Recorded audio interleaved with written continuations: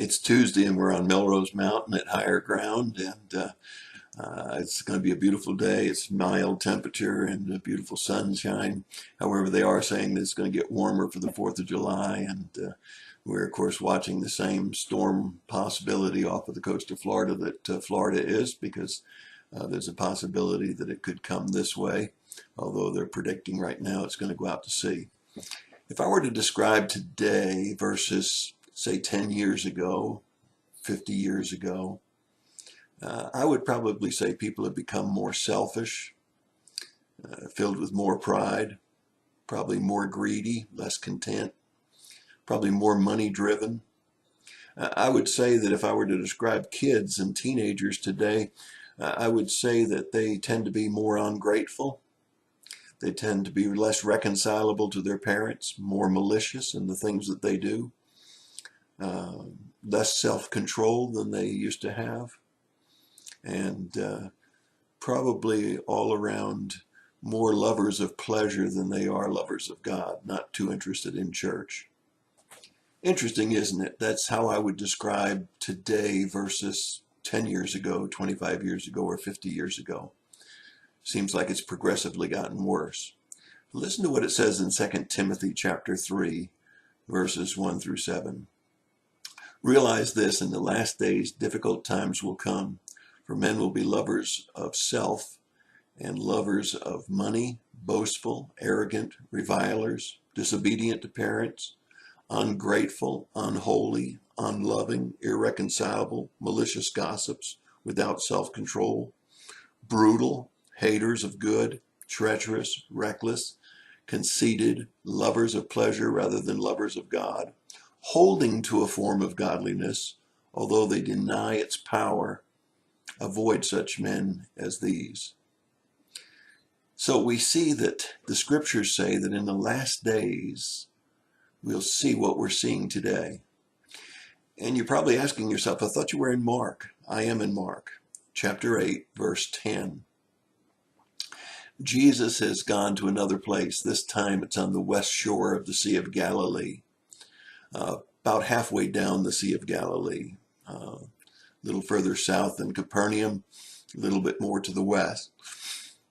And the scribes and the Pharisees come to Jesus, and now they're arguing with him and testing him, saying, show us some signs from heaven. They want signs. They want a sign. They want to see whether Jesus really has supernatural powers. They shouldn't really doubt. I mean, Jesus has already done thousands and thousands of miracles, but they want one just for them, a sign from heaven. Now, we would not know a lot more if it wasn't for the parallel passage found in Matthew chapter 16, verses 2 and 3. Jesus says to them, you look at the signs in the sky and predict how the weather's going to be. You track those conditions in the sky that would indicate what the weather's going to do. But you're an evil and adulterous generation when you seek a sign from me.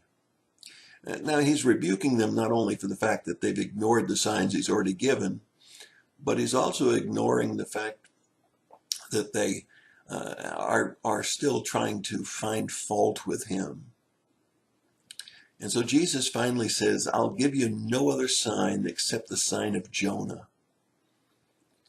Now, what was that all about? Well, Jonah was in the belly of the fish for 3 days, and then he came out. Jesus would soon be in the tomb for 3 days and then would come out. That would be the sign he would give them from heaven. The resurrection from the dead. He would come back to life even though he had been crucified. That would be their sign. He would give them that one sign. But they had so many others. They had the signs of all of his miracles and all of his wonders. Don't put the scribes and the Pharisees down too bad. We have a lot of signs too. In the end days, difficult times will come. Men will be lovers of self, lovers of money, boastful, arrogant, revilers, disobedient to parents, ungrateful, unholy, unloving, without self-control. treacherous, reckless, conceited. Does that describe the world that we live in today? There's a lot of people that would like to see Noah's Ark found, or they'd like Jesus to do some supernatural thing in the sky, just to prove that he's still here and that he really is God. But don't we have all of the signs we need already? Didn't what I read to you from 2 Timothy chapter 3 give you the signs of the times?